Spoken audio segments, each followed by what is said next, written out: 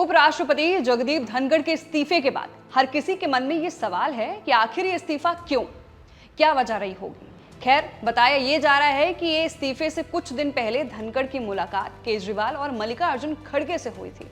फिर किसी तरह की कोई बातचीत फोन कॉल पर हुई। फिलहाल माजरा क्या है, क्या इस्तीफा देने की तस्वीर साफ हो गई है, बात इसी मुद्दे पर होगी। नमस्कार, मैं हूं आपके साथ वंशिका सिंह और आप देख रहे हैं एबीपी लाइव। उपराष्ट्रपति कार्यालय ने 15 जुलाई को राज्यसभा में विपक्ष के नेता मल्लिकार्जुन खड़गे का 44 सेकंड का एक वीडियो पोस्ट किया, जिसमें वो वीपी एनक्लेव में जगदीप धनखड़ से मुलाकात करते नजर आ रहे हैं। पिछले रविवार यानी संसद के मॉनसून सत्र शुरू होने से एक दिन पहले जगदीप धनखड़ ने आम आदमी पार्टी के नेता अरविंद केजरीवाल से मुलाकात की और इस मुलाकात की तस्वीर पोस्ट की।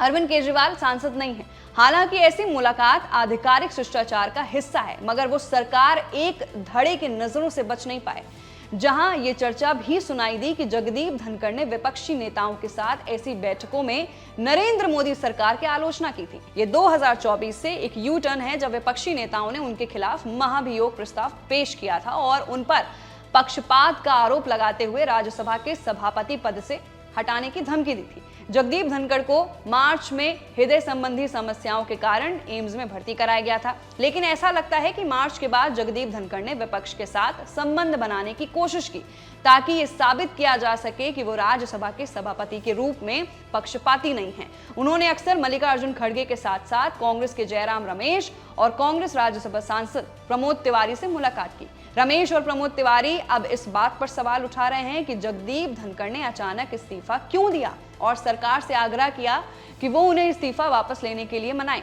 पिछले दिसंबर की तुलना में ये एक बड़ा बदलाव है। अब सवाल है कि क्या धनखड़ अपनी सीमा से बाहर थे, इसलिए इस्तीफा दिया। जगदीप धनखड़ आरएसएस यानी राष्ट्रीय स्वयंसेवक संघ के सदस्य रहे हैं, जब ताकि कि उन्हें 2019 में मोदी सरकार द्वारा पश्चिम बंगाल का राज्यपाल नहीं चुना गया, जहां उन्होंने ममता बनर्जी सरकार के खिलाफ मोर्चा खोल दिया था। साल 2022 में जगदीप धनखड़ को भारत के उपराष्ट्रपति के रूप में पदोन्नत किया गया, मगर हाल ही में सरकार को लगा कि वो उन मुद्दों पर बोलकर अपनी सीमा से बाहर जा रहे हैं जिन पर उनका अधिकार नहीं था। इसका प्रमुख उदाहरण जस्टिस यशवंत वर्मा मामले के प्रकाश में आने के बाद एनजेएसी जैसी संस्था को बहाल करने के लिए उनका अभियान था। उन्होंने इस मुद्दे पर राज्यसभा में सदन के नेताओं से भी मुलाकात की, लेकिन सरकार स्पष्ट रूप से एनजेएसी जैसी किसी कदम से न्यायपालिका को नाराज करने के मूड में नहीं थी।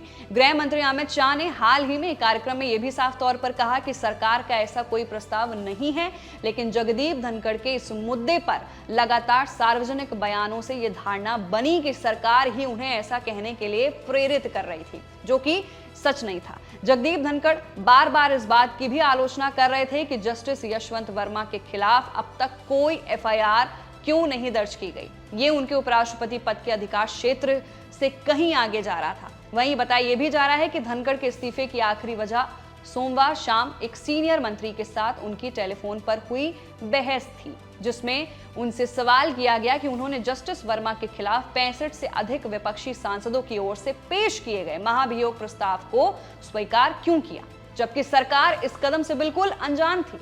इसके जवाब में जगदीप धनखड़ ने राज्यसभा के सभापति के रूप में अपने संवैधानिक अधिकारों का हवाला देकर नोटिस स्वीकार करने की बात कही। बाद में सोमवार को बीजेपी चीफ जेपी नड्डा और किरण रिजिजू दोनों ही जगदीप धनखड़ द्वारा शाम 4:30 बजे बुलाई गई बैठक में शामिल नहीं हुए। इससे पता चला कि पिछले कुछ महीनों में अविश्वास की बढ़ती स्थिति के बाद मामले बहुत आगे बढ़ गए थे।